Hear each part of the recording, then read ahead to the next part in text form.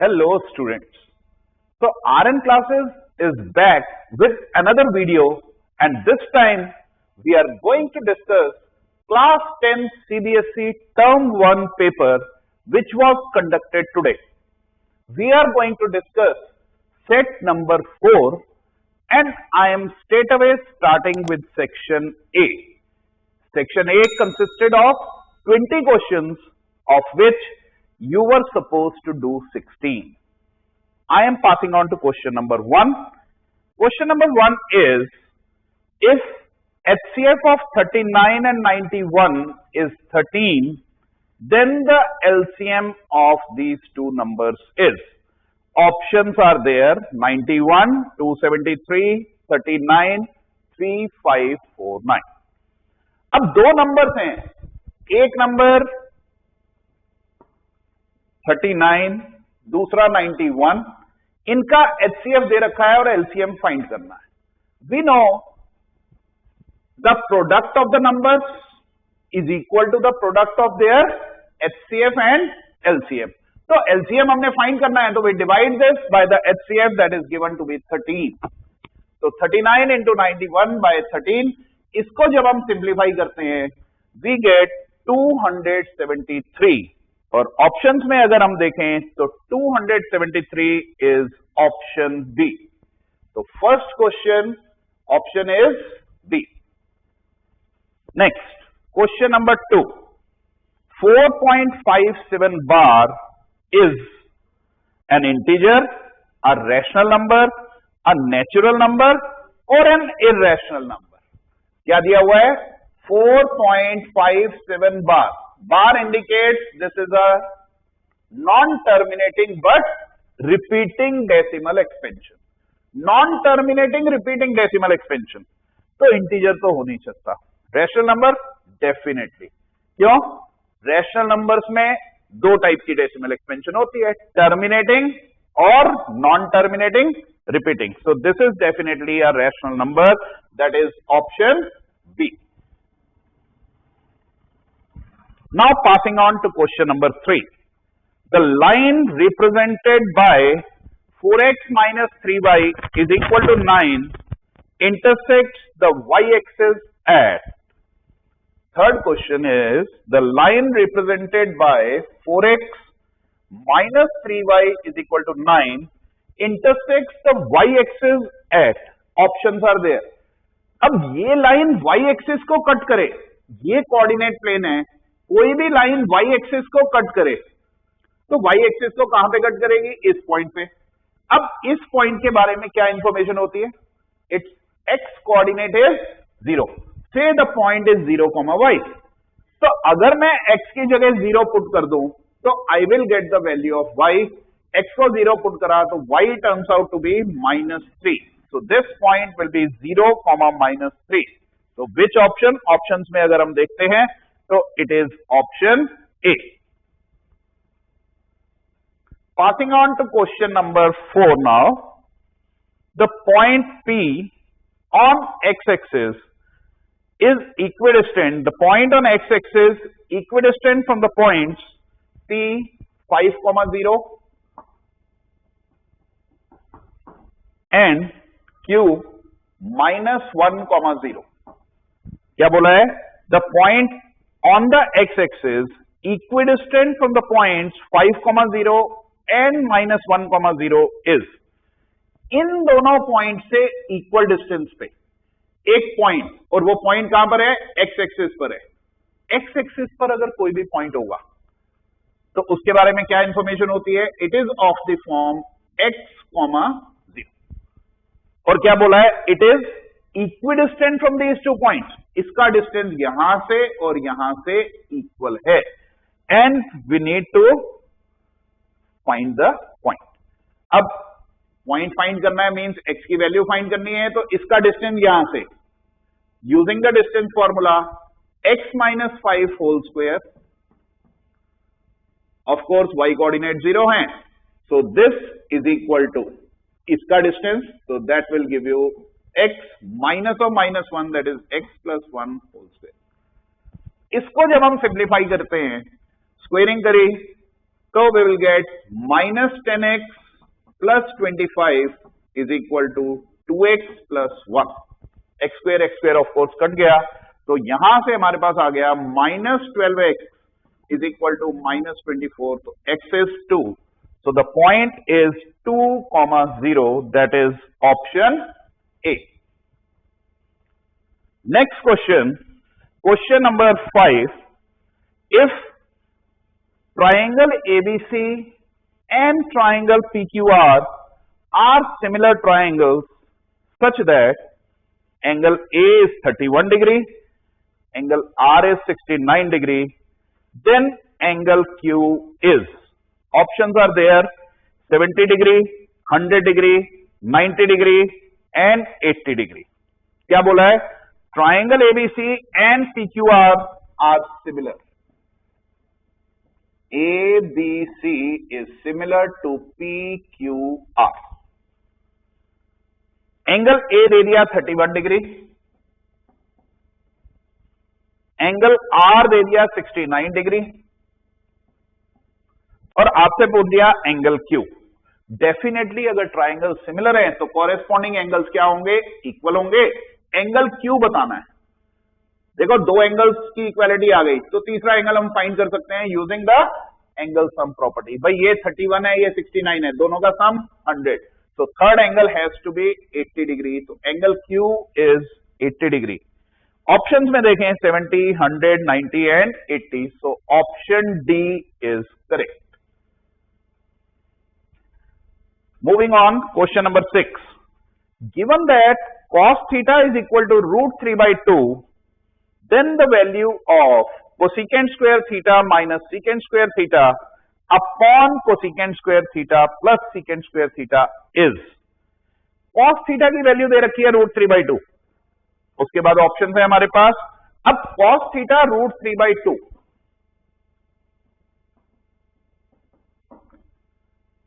cos theta root 3 by 2 कब होता है? If we recall, cos theta is root 3 by 2 where theta is 30 degree. cos 30 degree की value होती है root 3 by 2. तो थीटा 30 डिग्री आ गया, हमारे को वैल्यू किसकी निकालनी है? Cosecant square theta. तो cosecant square 30 degree minus secant square 30 degree upon cosecant square 30 degree plus secant square 30 degree. इसको अगर हम सिंप्लीफाई करते हैं, कोसिकेंट 30 इज 2 का square 4 minus secant 30 is 2 by root 3 का स्क्वायर करा 4 by 3 अपॉन ये हो गया 4 plus 4 by 3. इसको जब हमने सिंप्लीफाई करा we get 1 by 2. That is option C. तो 6th क्वेश्चन की ऑप्शन है, करेक्ट ऑप्शन इज सी. आगे चलते हैं क्वेश्चन नंबर 7.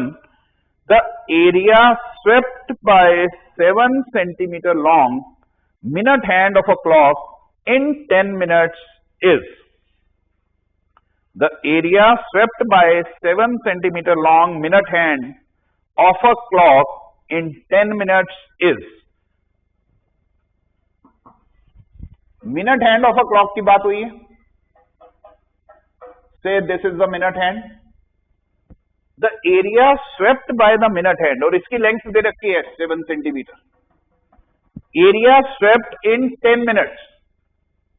अब भाई अगर स्टार्टिंग में यहां पर है तो 10 मिनट्स के बाद कहां पर आ जाएगा? यहां पर. इधर 12 है, इधर 1 है, इधर 2 है, इधर 3 है. तो 10 मिनट्स के बाद यहां पर आ गया. तो अगर मेरे को ये वाला एंगल मिल जाए तो डेफिनेटली मैं ये वाला एरिया बता सकता हूं. कौन सी शेप है ये? This is the sector of a circle. Sector of a circle है तो क्या फॉर्मूला होता है? Theta by 360 into pi into R square. अब थीटा कैसे पता लगेगा? देखो ये पूरा एंगल होता है कितना? 360 डिग्री. और मिनट हैंड को कितना टाइम लगता है? Full 1 hour, 60 minutes. 60 minute 360 degree के लिए, तो 10 मिनट्स के अंदर कितने डिग्री? 60 डिग्री. तो थीटा की जगह आ गया 60 डिग्री. इसको हम सिंप्लीफाई कर लेते हैं. This is 6. पाई की वैल्यू हमने रख दी 22/7. 7 से 7 कैंसिल हो गया. तो 2 3 2 11 this is 77/3. If we go through the options, options में 77 है, 12 5/6 है, 7 1/12 है, एंड मिक्स फ्रैक्शन 25 2/3। तो इसको अगर मैं मिक्स फ्रैक्शन में लिखूं, this is 25 2/3। So which option? We go with option D. Next, question number 8। The probability of getting two heads when two fair coins are tossed together is, probability of getting two heads. Two fair coins are tossed. When you toss two fair coins, how many total possible outcomes are there? 4. So out of 4 हमने probability किसकी निकालनी है? Getting two heads. दो coins हैं, ठीक है, और दोनों पे हेड आना चाहिए। तो हाउ मेनी फेवरेबल आउटकम्स? 1। तो 1/4, that is option B. Question number 8, we go with option B. आगे चलते हैं, question number 9। Two positive numbers have their HCF as 12 and their product as 6336। The number of possible pairs are A option 2, B option 3, C option 4, D option 1। तो to positive numbers हैं, HCF is 12, दोनों में common factor 12 है। तो एक number हमने ले लिया 12x, दूसरा नंबर हमने ले लिया 12y, और इन दोनों का जो प्रोडक्ट है, दिस इज इक्वल टू 6336। अब ऐसे कितने पेयर्स ऑफ नंबर्स बनेंगे? भाई x और y की पॉसिबल वैल्यूज मिल जाएं, कितनी कितनी हो सकती है, तो उतने पेयर ऑफ नंबर्स बन जाएंगे। अब x और y की वैल्यूज निकालनी है, तो x into y is equal to 6336 upon 12 into 12। तो यहां से हम सॉल्व करें तो 12 से डिवाइड करते हैं, 12 5 जा 60, 3 33, 12 2 जा 24, 9 96, 12 8 जा 96, और फिर 12 से करते हैं, 12 4 जा 48, 4 48, 12 4 जा 48। तो x इंटू वाई इज 44।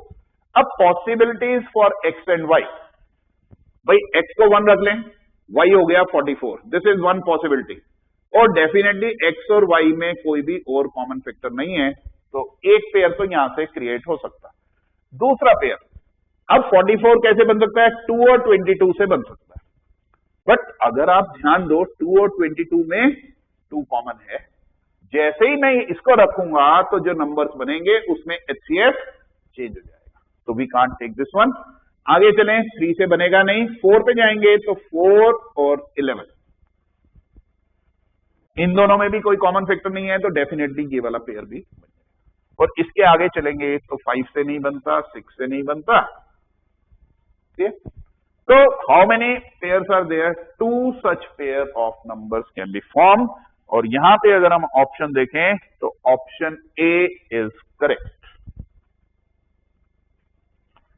आगे चलते हैं, question number 10। The pair of equations y is equal to 2 and y is equal to -3 has one solution, 2 solutions, infinite number of solutions, no solution. Pair of equations कैसी हैं? y is equal to 2, y is equal to -3। अगर हम थोड़ा सा ध्यान दें, plane पे, coordinate plane पे अगर हम लाइंस की पोजीशन को देखें, y is equal to 2, you will get a line parallel to x-axis, y is equal to -3, another line parallel to x-axis, तो दोनों पैरेलल लाइंस हैं, तो how many solution this pair will be having? It will be having no solution. तो no solution का मतलब option D. आगे चलें, question number 11। In the given figure what value of x will make PQ parallel to AB? PQ parallel to AB, options दे रखी है हमारे को। अब PQ AB के पैरेलल कब होगी? अगर आप थोड़ा सा ध्यान दो, PQ AB के पैरेलल कब होगी? When the ratio of the sides, that is x plus 3 upon 3x plus 19 will be equal to x upon 3x plus 4. ऐसा क्यों? Basic proportionality theorem. भाई लाइंस पैरेलल कब होंगी? Converse of basic proportionality theorem से अगर ये ratio बराबर होगी तभी लाइंस पैरेलल है। तो x की वैल्यू निकालनी है। Now we can cross multiply, तो ये बन गया 3x square plus 4x plus 9x, तो plus 13x plus 12 is equal to 3x square plus 19x। 3x square gets cancelled, तो यहां से आ गया 6x is equal to 12, x is equal to 2। तो 11th क्वेश्चन में x की value आई 2, दैट इज ऑप्शन ए। आगे चलें, question number 12। Given that sin alpha is equal to root 3 by 2, tan beta is 1 by root 3, then the value of cos of alpha minus beta is, भाई sin alpha दे रखा है root 3 by 2, sin alpha root 3 by 2 का मतलब alpha की value क्या आ गई? sin root 3 by 2 कब होता है? 60 डिग्री पे, तो alpha comes out to be 60 degree. tan beta is 1 by root 3, tangent ratio 1 by root 3 कब होती है? when beta is 30 degree. और हमारे को किसकी वैल्यू बतानी है? cos of alpha minus beta, alpha minus beta is 30, तो हमारे को वैल्यू बतानी है cos 30 डिग्री। cos 30 डिग्री की वैल्यू होती है रूट 3 by 2, और ऑप्शंस में देखें तो A option is root 3 by 2, तो करेक्ट नंबर 12 इज ए। आगे चलते हैं, question number 13। In a single throw of a die, the probability of getting a composite number is, in a single throw of a die, probability of getting a composite number. A single throw of die, how many possibilities are there? 6. So out of 6 आपको किसकी probability निकालनी है?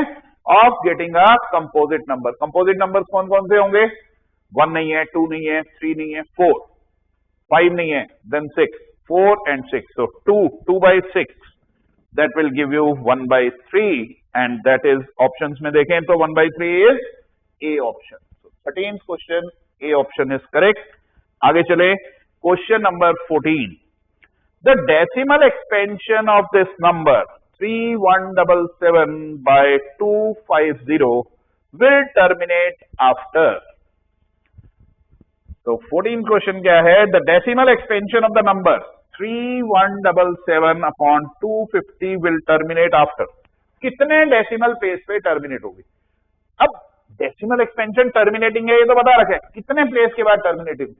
उसके लिए हम क्या check करते हैं? डिनोमिनेटर की प्राइम फैक्टराइजेशन चेक करते हैं। इसको अगर मैं लिखूं तो दिस इज 5 क्यूब इंटू 2। अब ये 5 क्यूब इंटू 2 है, डेफिनेटली ना 2 कैंसिल हो रहा है ना 5 कैंसिल हो रहा है, तो ये फाइनल फैक्टराइजेशन है डिनोमिनेटर की। अब हमने देखना है कितनी प्लेस पे टर्मिनेट करेगा, तो जितनी 10 की पावर यहां क्रिएट हो सकती है, कितनी पावर क्रिएट हो सकती है? भाई जो हाईएस्ट पावर है यहां पे पावर है 3, अगर मैं 2 स्क्वायर से मल्टीप्लाई और डिवाइड कर लूं तो 10 की पावर 3 क्रिएट हो जाएगी, तो डिनोमिनेटर में 10 की पावर 3 है, तो it will terminate after how many places? 3 decimal places. और ऑप्शन देखें तो 1 2 3, so C option, question number 14, C option is the correct one. आगे चलें, क्वेश्चन नंबर 15।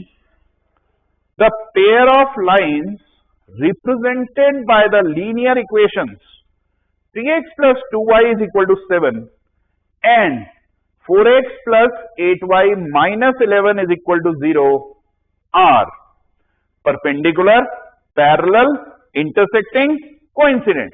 ये जो पेयर ऑफ लाइन्स हैं कैसी? 3x plus 2y is equal to 7, another is 4x plus 8y minus 11 is equal to 0.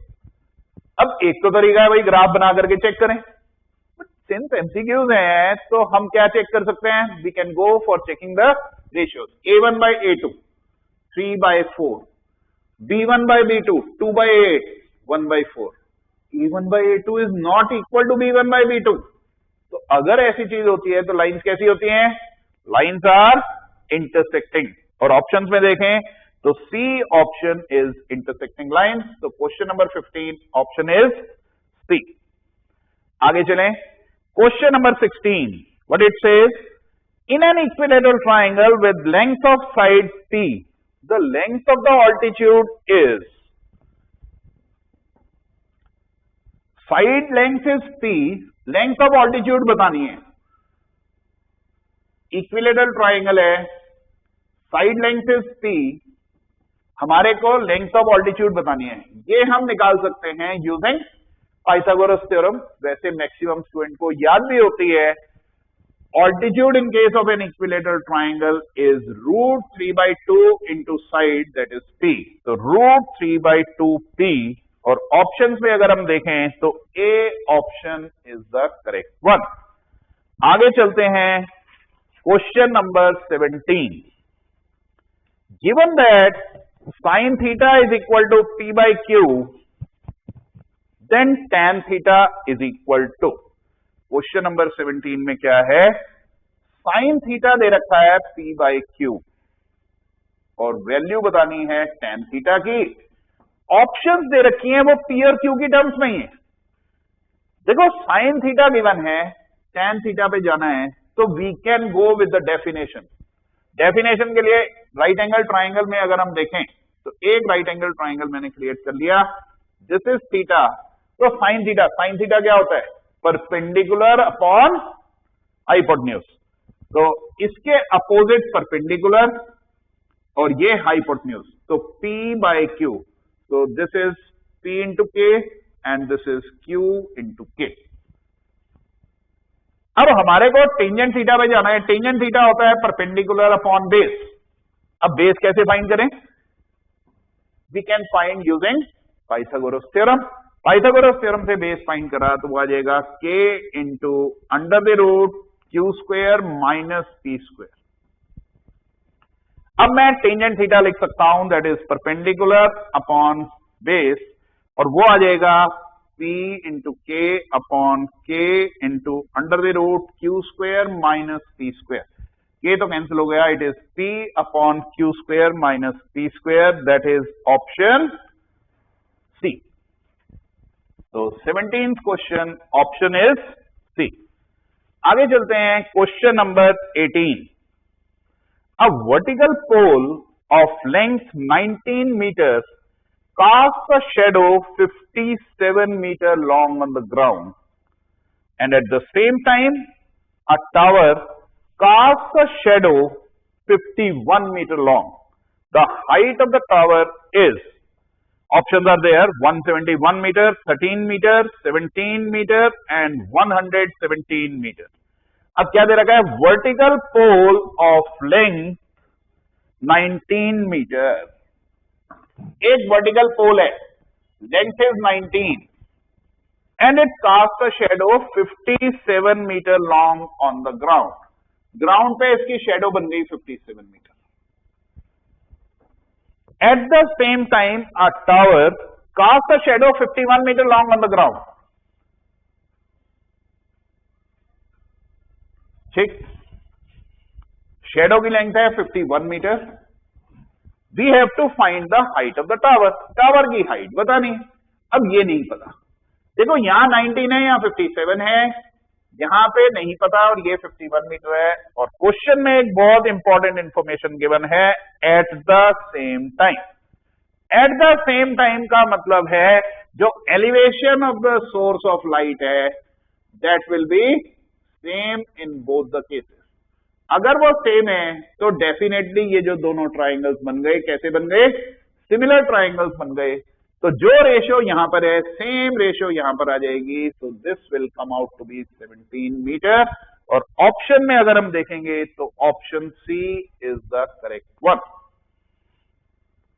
Moving on, question number 19, the simplest form of, question number 19 है, the simplest form of under the root 1 minus cos square theta into 1 plus tan square theta is, option दे रखी हैं, cos theta, sine theta, cot theta, tan theta. इसकी simplest form, तो हम इसको simplify कर लेते हैं। भाई under root of 1 minus cos square theta क्या होता है, 1 minus cos square theta is sine square theta. And 1 plus tan square theta, if you recall 1 plus tan square theta क्या होता है, सीकेंड स्क्वायर थीटा। तो sine square theta into secant square theta, under root है तो ये square खत्म हो जाएंगे, क्या आ जाएगा, sine theta into secant theta, secant theta is 1 by cos theta, तो ये आ गया sine theta by cos theta. Options में अगर हम देखें तो sine theta by cos theta is tan theta, तो विच इज ऑप्शन डी। तो question number 19 correct option is D. आगे चलते हैं question number 20, last question of section A. In the given figure angle ABC and angle ACB are complementary. ABC and ACB are complementary to each other and AD is perpendicular to BC. Then which of these options is correct? तो यहां पर question number 20 figure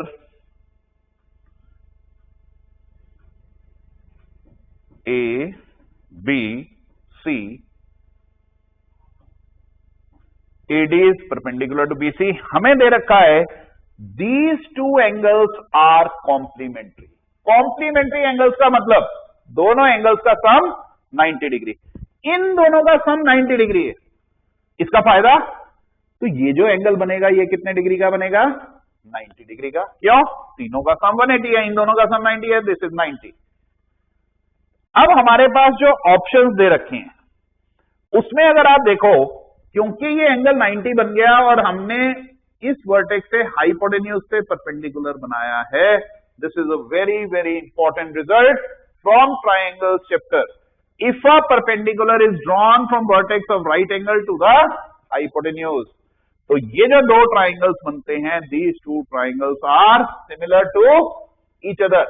वहां से we can definitely say AD square is equal to BD into DC। Similarity पे आप जा सकते हो, तो AD square is equal to BD into DC। Options में अगर हम देखें तो this is present as option C। तो 20th question correct option is C। So this completes section A, and now I am passing on to section B, which again consisted of 20 questions, और इन 20 questions में से भी आपको कितने करने थे, 16 questions करने थे। I am passing on to question number 21.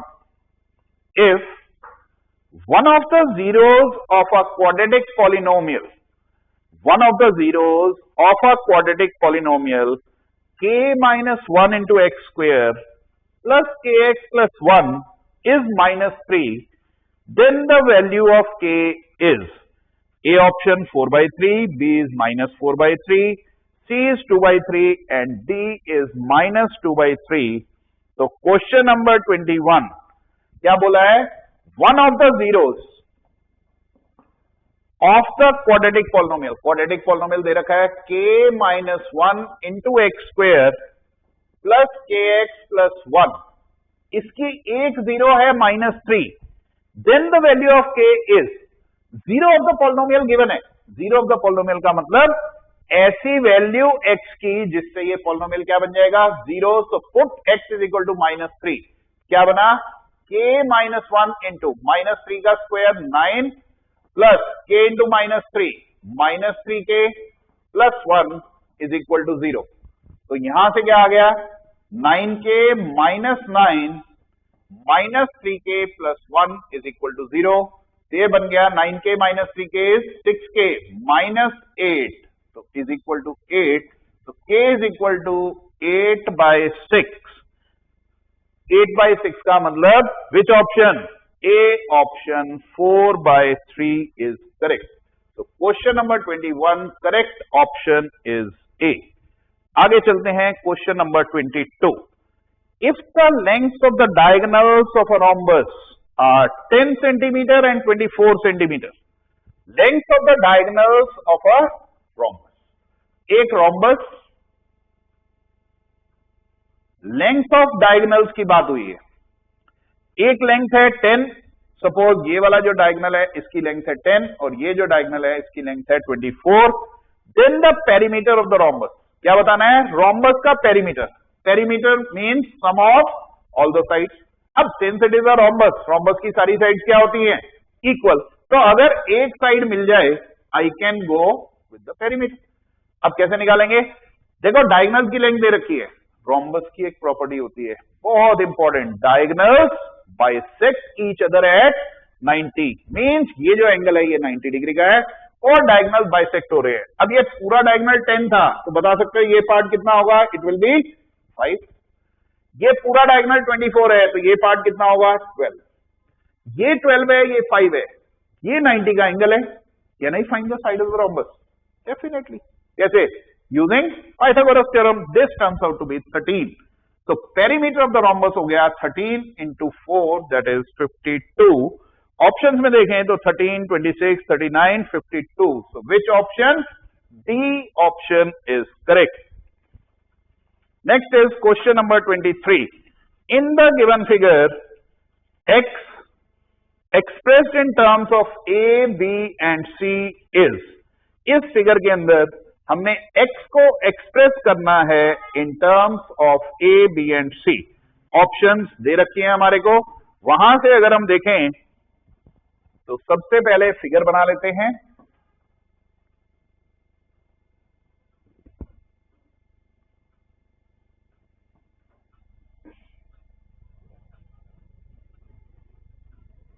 This angle is 47 degree. This is also 47 degree given. Q, T, R, S, P. This is A. This is X.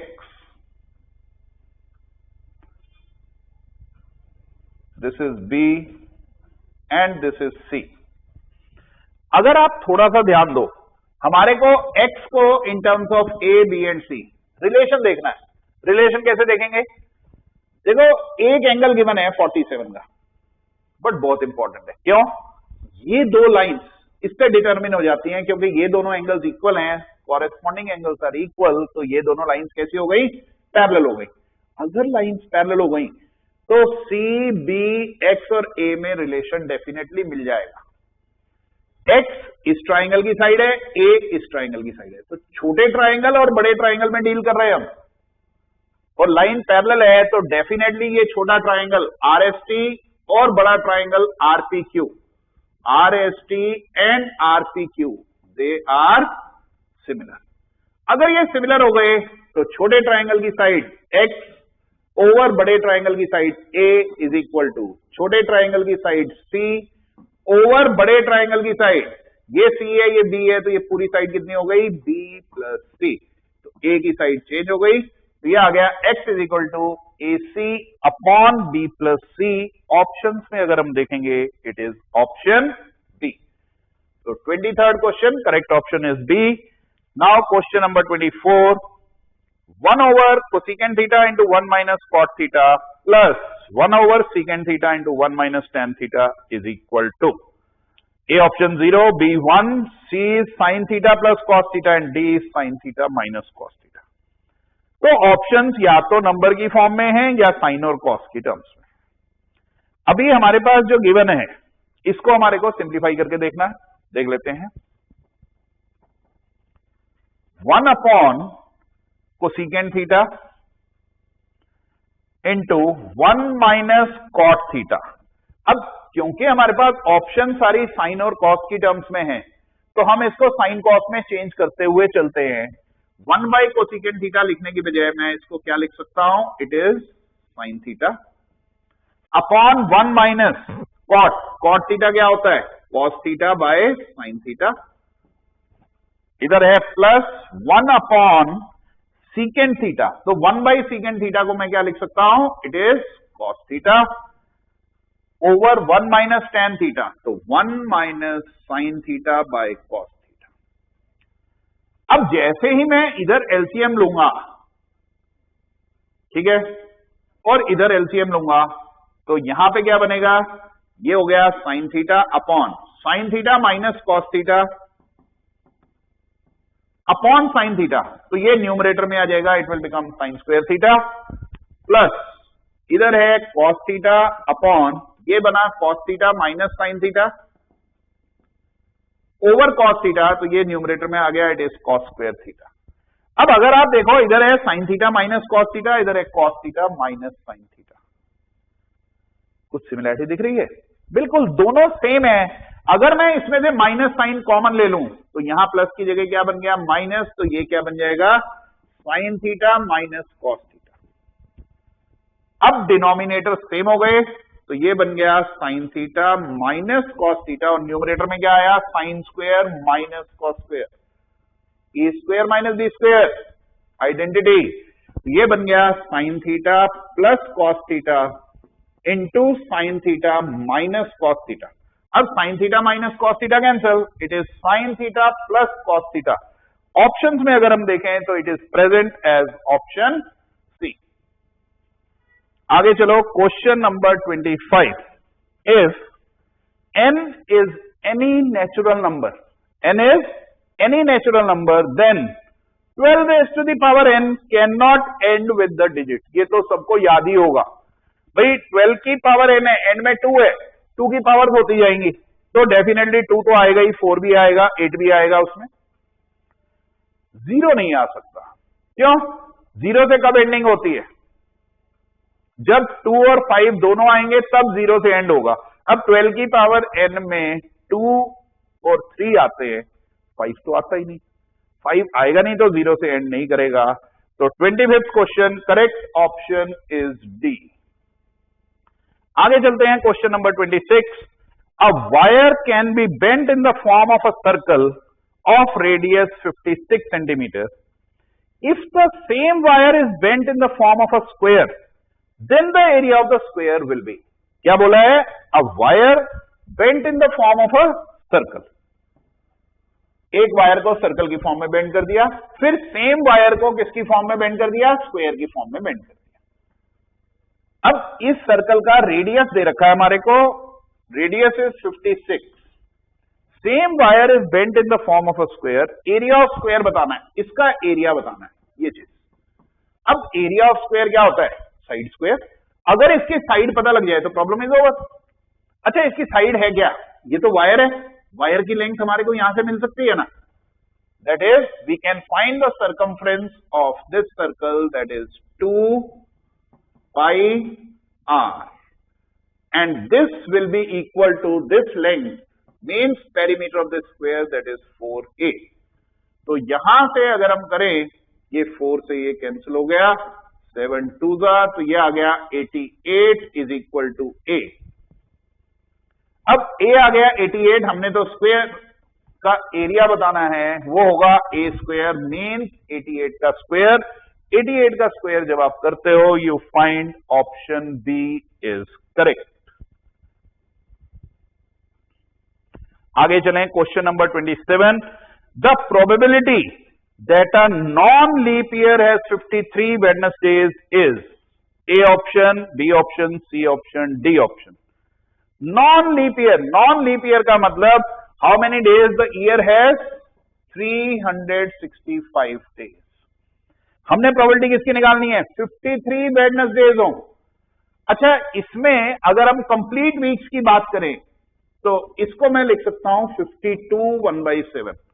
तो 52 वीक्स कंप्लीट, 7 से डिवाइड कर दिया मैंने, एक week में 7 days हैं, तो मैंने देख लिया कंप्लीट वीक्स कितने हैं, 52 वीक्स कंप्लीट है, मींस 364 डेज की अगर मैं बात करूं तो फर्स्ट 364 डेज में every week day, Monday, Tuesday, Wednesday, Thursday, Friday, Saturday, Sunday, all will come how many times? 52 times. बच गया 365th डे। इस 365th डे में क्या क्या हो सकता है? It can be a Sunday, it can be a Monday, Tuesday, Wednesday, Thursday, Friday और Saturday. Means how many possibilities are there? 7 possibilities are there. अब हमारे को प्रोबेबिलिटी किसकी निकालनी है?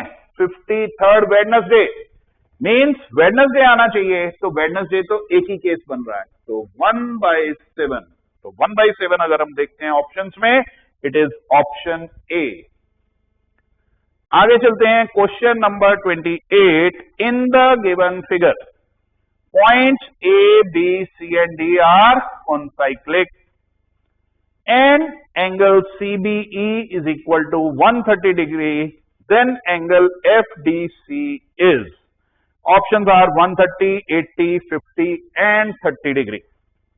तो फिगर बना के देख लेते हैं. 28th question.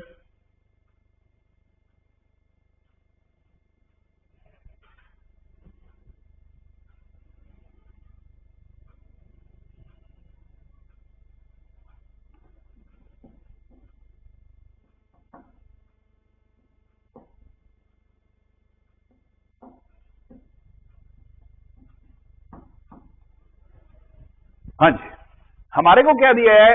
A B C and D are concyclic, means these 4 points lie on a circle. Means ये जो क्वाड्रिलेटरल बना एबीसीडी कैसा बना? Cyclic quadrilateral. साइक्लिक क्वाड्रिलेटरल हमने 9th क्लास में सर्कल चैप्टर के अंदर पढ़ा हुआ है. और साइक्लिक क्वाड्रिलेटरल की एक बहुत इंपॉर्टेंट प्रॉपर्टी होती है, अपोजिट एंगल्स का सम क्या होता है? 180 degree. Means this angle plus this angle is 180 degree. इन दोनों का सम 180 है. अच्छा, ये 130 दे रखा है, ये एंगल तो पता है मेरे को कितना? 50 डिग्री. अगर ये 50 आ गया तो ये पता लग गया 130, और अगर ये 130 है तो ये कितना हो गया? 50 डिग्री. तो angle FDC is 50 degree. Options में देखें तो C option is correct. Now moving further, question number 29. The x coordinate of a point P is twice its y coordinate. If P is equidistant from Q 2, -5 and R -3, 6, then the coordinates of P are A option, B option, C option, D option. क्या दिया है? The x coordinate of a point P. P point है, इसका जो x coordinate है that is twice the y coordinate. Means if y coordinate is y, तो x coordinate is twice of y, 2y.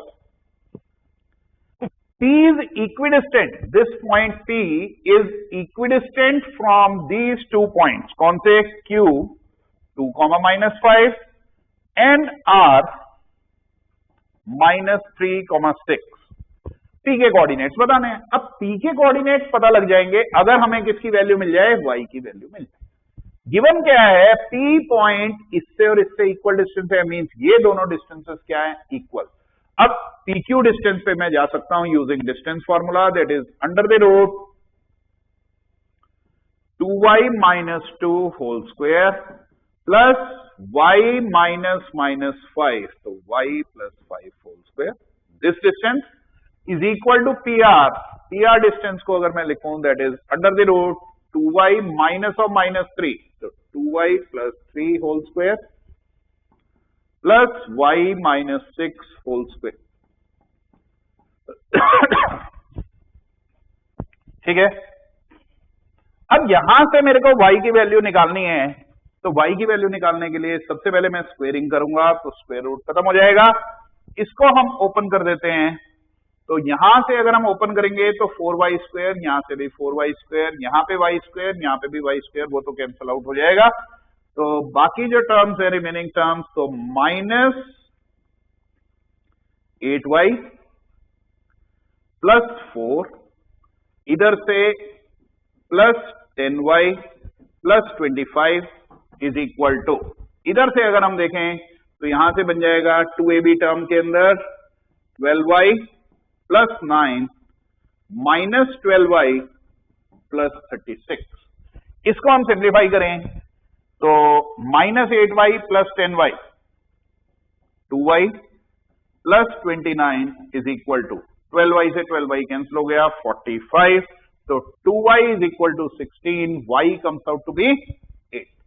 y आ गया 8, तो point हो गया 16,8. तो ऑप्शंस में अगर हम देखें तो 16,8 डेफिनेटली प्रेजेंट है as option D. And now the next question, question number 30. If the point x, 4 lies on a circle whose center is at the origin and radius is 5 centimeter, then the value of x is A option 0, B is plus minus 4, C is plus minus 5 and D is plus minus 3. देखें, it says if the point x, 4 lies on a circle. एक circle है और एक point है x, 4 which lies on the circle whose center is at the origin. Centre जो है origin पे है 0, 0 and radius is 5 means this is 5. We need to tell the value of x. x की value बतानी है. देखो x यहां पे इन्वॉल्व हो रहा है, ये डिस्टेंस पता है तो I can go for distance formula under the root x minus 0 का square that is x square plus 4 minus 0 का square that is 4 square 16 is equal to 5. Distance given है, स्क्वेयरिंग करी तो ये खत्म हो गया और इधर हो गया 25 तो x स्क्वायर आ गया 9. तो x comes out to be plus minus 3 that is option D. So 30th question correct option is D.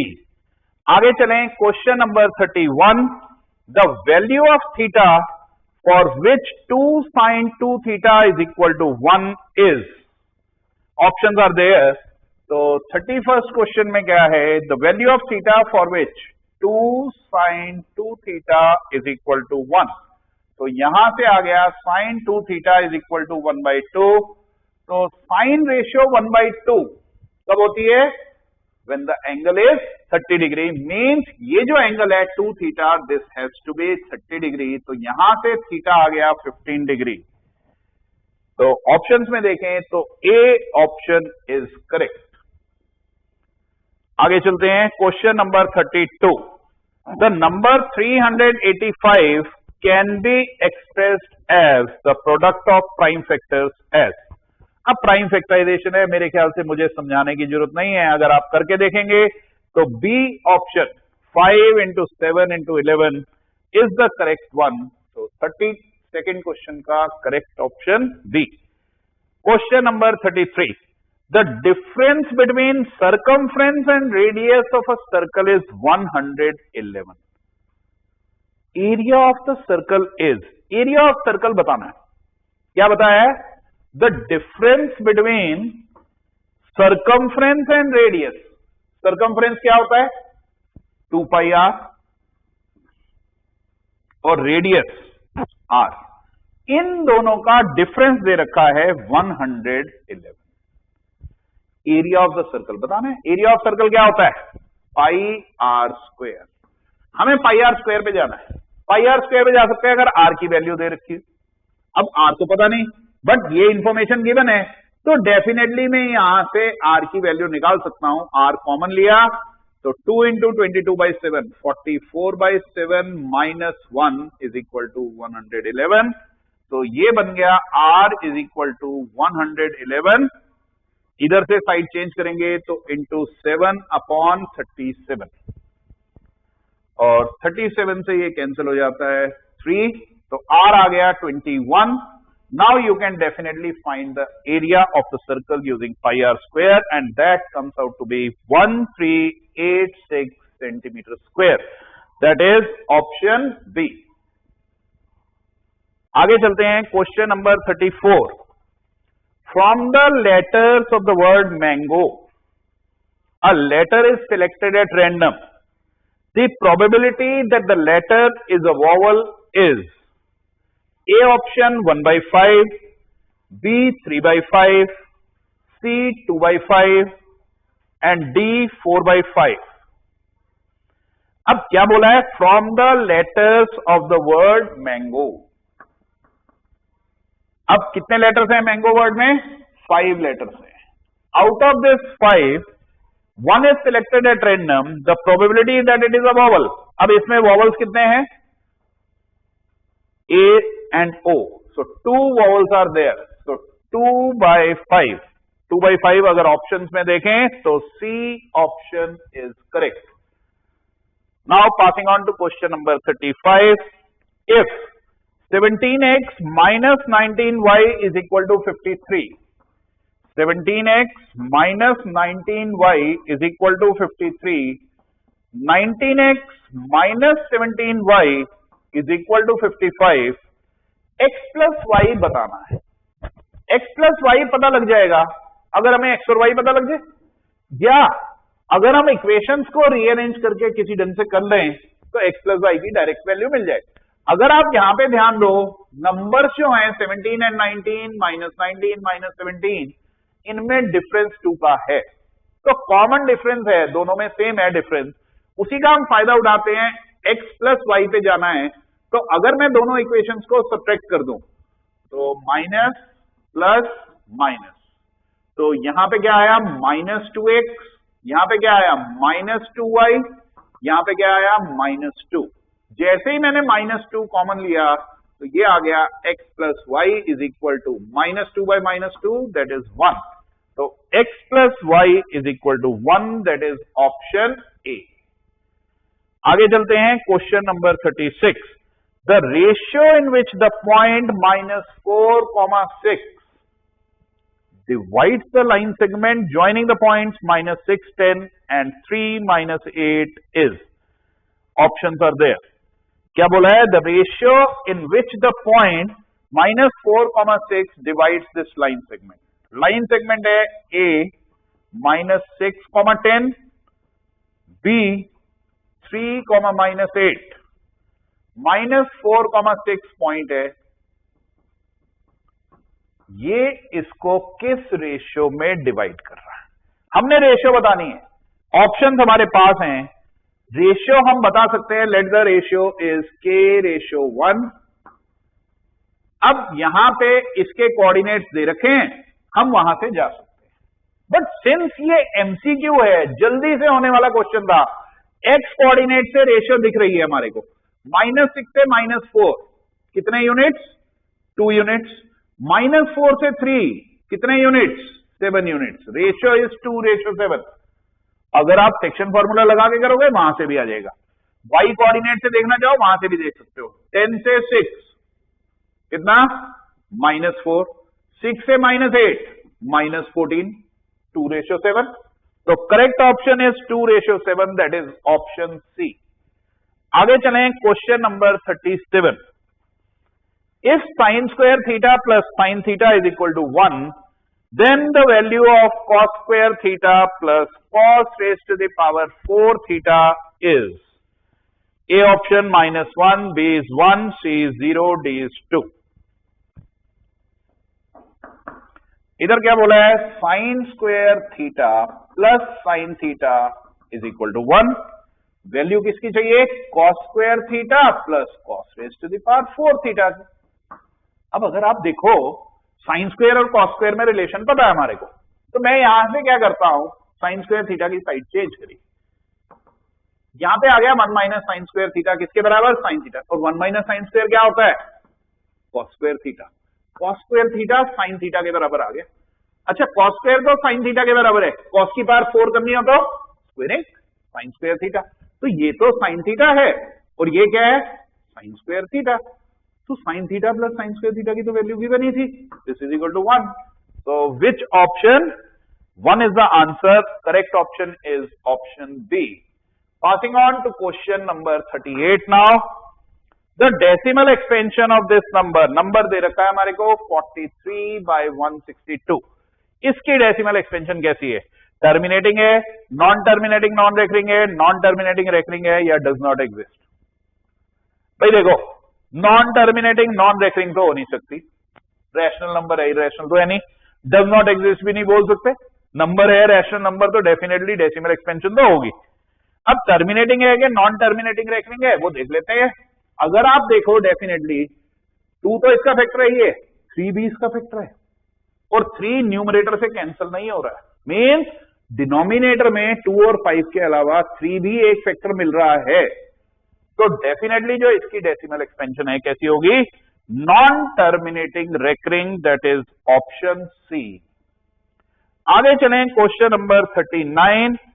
If the circumference of a circle is tripled, ध्यान दो 39 क्वेश्चन में क्या है? Circumference of a circle is tripled, area कितने times होगा?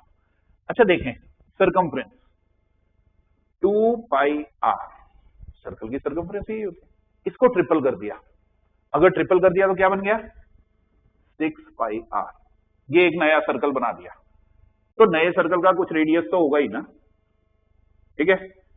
अब 6πr नए circle के लिए जिसका रेडियस कैपिटल आर है वो उसकी सर्कमफ्रेंस है, तो यहां से मेरे को क्या मिल जाएगा, कैपिटल आर मिल जाएगा। कैपिटल आर कैसे मिल जाएगा, 6πr/2π, तो ये बन गया 3r। तो new radius is 3 times the old radius.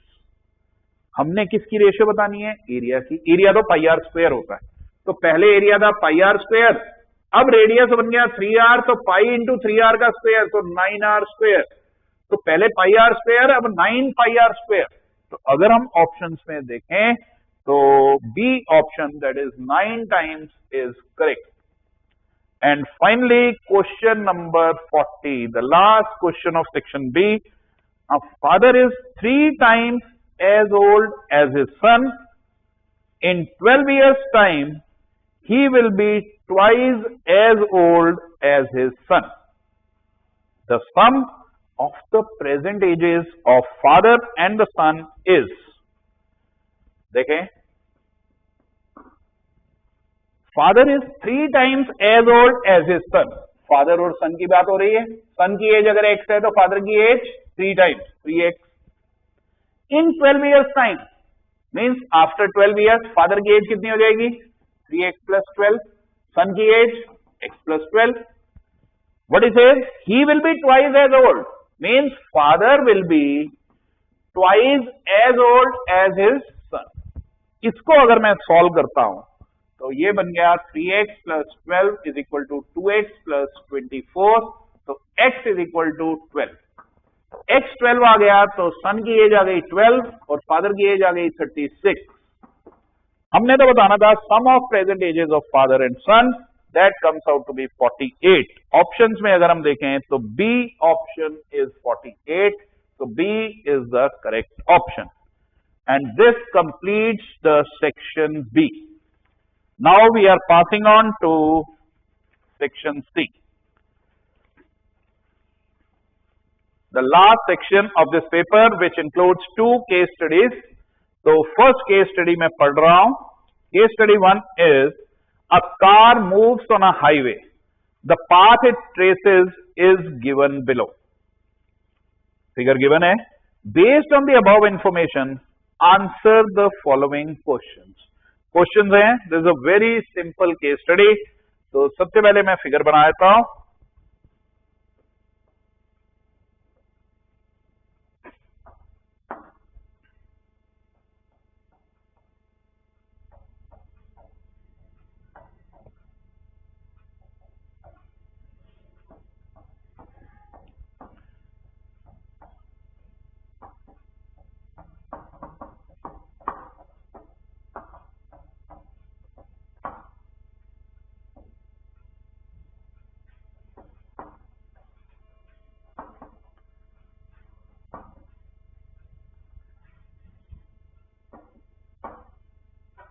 हाँ जी, first question is what is the shape of the curve EFG। EFG, ये जो कर्व है इसकी शेप क्या है, the shape of this curve is a parabola. तो 41st question correct answer is a. Next question number 42, if the curve ABC, this is the curve is represented by the polynomial -x² + 4x + 3, then its zeros are। इस polynomial की zeros, भाई ये जिसका graph है, zeros बतानी है। Zeros कहां से पता लगती हैं, जीरोस पता लगती हैं x coordinate of the point जहां पे ये कट कर रहा है x एक्सिस। तो इधर -3 है, इधर -1 है, तो जीरोस आर -3 एंड -1। ऑप्शंस में अगर हम देखते हैं तो 42nd question correct option is D. Next is question number 43, what it says, if the path traced by the car has its zeros eight -1 and 2, then it is given by। -1 and 2 अगर zeros हैं तो path traced out क्या होगा? अब देखो, zero से मेरे को पॉलिनोमियल लिखना है, तो पॉलिनोमियल कैसे लिख सकते हैं? पॉलिनोमियल लिखने के लिए दोनों जीरोस पता है, तो I can write the sum is 1, I can write the product that is -2. तो पॉलिनोमियल कैसे बनता है? X square minus sum into x plus product. तो x square minus x minus 2. Options में अगर हम देखते हैं तो C option is the correct one. आगे चलें, question number 44. The number of zeros of the polynomial representing the whole curve is. Whole curve को रिप्रेजेंट करते हुए नंबर ऑफ जीरोस कितनी है? कितने पॉइंट पे कट कर रहा है? 1 2 3 4. It is cutting the x-axis at 4 points, so it will have 4 zeros. So that is option A. 44th question, A option is correct. And the last question of this case study, question number 45. The distance between C and G is. C और G के बीच में distance. C ये point है, G ये वाला point है. इन दो points के बीच में डिस्टेंस बताना है. इन दो पॉइंट्स के बीच में डिस्टेंस. अच्छा, ये डिस्टेंस तो पता है हमारे को, ये 0 है, ये -1 है, तो दिस डिस्टेंस इज 1. ये डिस्टेंस पता है हमारे को 2. ये डिस्टेंस पता है हमारे को, भाई ये 5 है, ये टोटल 5 है, तो 2 यहां पे था, तो ये डिस्टेंस कितना है? 3. 3 to 5 and 1 6. So distance between C and G is 6 units. That is option B. So question number 45, correct option is B. Now passing on to the last part of this paper, case study 2. Last 5 questions. Shivani is an interior decorator. To design her own living room, she designed wall shelves.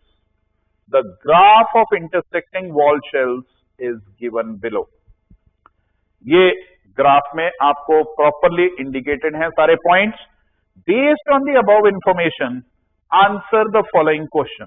Question number 46. क्या है question number 46? If O is the origin, O point origin है, then what are the coordinates of S. अब coordinates को read करना है. S point को locate करो. देखो, S पॉइंट को अगर हम देखते हैं तो its x coordinate comes out to be -6 and its y coordinate comes out to be 4. So the point is -6, 4. That is option C. So 46 correct option is C. आगे चलें, question number 47. Coordinates of the midpoint of the line segment joining D and H. 47 में क्या करना है? Joining D and H. तो D के coordinates read करते हैं. D के कोऑर्डिनेट्स अगर हम रीड करें, x coordinate is -2, y is -4, तो D पॉइंट है -2 -4 एंड H पॉइंट अगर हम देखें, H पॉइंट इधर है, x coordinate is 8 and y coordinate is 2, point is 8, 2. और हमें क्या बताना है? The coordinates of the mid point of the line segment joining these 2 point. इस लाइन सेगमेंट का मिड पॉइंट हम बता सकते हैं. x1 प्लस x2 बाई 2, तो -2 plus 8 6 by 2 3, -4 plus 2 -2 by 2 that is -1. तो 3, -1 अगर हम देखें तो ऑप्शंस में इट इज ऑप्शन बी. तो question number 47 correct option is B. आगे चलते हैं, question number 48. The ratio in which the x axis divides the line segment joining the points A and C is. X axis divides the line segment joining points A and C. अब A point के coordinates अगर मैं लिखूं तो A के coordinates हैं -2 4. A के coordinates हैं -2 4. और C पॉइंट के कोऑर्डिनेट्स अगर हम देखें तो यहां से आ जाते हैं 4, -4. तो C पॉइंट के कोऑर्डिनेट्स हैं 4, -4. अब क्या बताना है हमने? The ratio in which x axis divides this line segment. x axis इसको किस लाइन सेगमेंट किस रेशियो में डिवाइड करेगी। अब एक्स एक्सिस इस लाइन सेगमेंट को किस रेशियो में डिवाइड करेगी, मींस ये जो पॉइंट है ये एक्स एक्सिस पे लाई कर रहा है, it will B of the form x, 0। अब ये मेरे को पता लग गया, तो डेफिनेटली अगर आप y कोऑर्डिनेट को देखो 4, 0, -4, रेशियो तो दिखी गई, 4 से 0, -4 और 0 से -4, -4, दोनों तरफ सेम है, तो रेशियो मस्ट बी 1:1। अगर आप y कोऑर्डिनेट से सेक्शन फॉर्मूला लगा करके करते हो, वहां से भी कर सकते हो, ठीक है, तो वहां से भी ये हो जाएगा, तो 1:1। अगर हम आंसर्स में देखें तो D option is 1:1। Now passing on to question number 49, the distance between the points P and G is. 49th question में P और G पॉइंट्स के बीच का डिस्टेंस बताना है। अब P और G के कोऑर्डिनेट्स मिल जाएंगे तो हम बता देंगे। P पॉइंट को अगर हम यहां पे लोकेट करें तो x coordinate is -6 and y coordinate is -4, P point is -6, -4। और G पॉइंट के कोऑर्डिनेट्स अगर हम देखें तो फर्स्ट क्वाड्रेंट में है, x coordinate is 8, y is 6, तो इट इज 8, 6। अब इन दो पॉइंट्स के बीच में डिस्टेंस बताना है। Using distance formula I can tell the distance 8 - -6, तो 8 + 6 14 का स्क्वायर 196 प्लस 6 - -4 6 + 4 10 10 का स्क्वायर 100 √ 296। 296 है तो 4 अलग करा, साथ में आ गया 74। ठीक है, अब 4 है तो 4 से 2, तो ये बन गया 2 √ 74। ऑप्शंस में अगर हम देखते हैं तो correct option is C. And finally the last question of this paper, the coordinates of the vertices of the rectangle IJKL are. IJKL के कोऑर्डिनेट्स बताने थे, रेक्टेंगल के वर्टिसेस बताने थे, वो हम वहां से रीड करेंगे। जैसे I पॉइंट को हम रीड करते हैं, I पॉइंट के कोऑर्डिनेट्स आते हैं 2, -2, I के कोऑर्डिनेट्स आ गए 2, -2। J के कोऑर्डिनेट्स हम देखते हैं, इट इज 2, -6। K पॉइंट के कोऑर्डिनेट्स अगर हम देखते हैं तो इट इज 8, -6।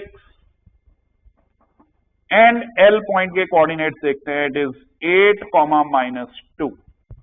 और ऑप्शन में जब हम इन पॉइंट्स को देखते हैं तो B option matches with this, तो 50th question correct option is B। And this completes the discussion of this board paper which was held today.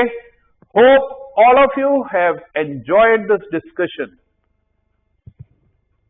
If you have really enjoyed the discussion, please like the discussion and also share it with your friends so that we are encouraged more and more to provide you more such learning material. Okay then, thank you.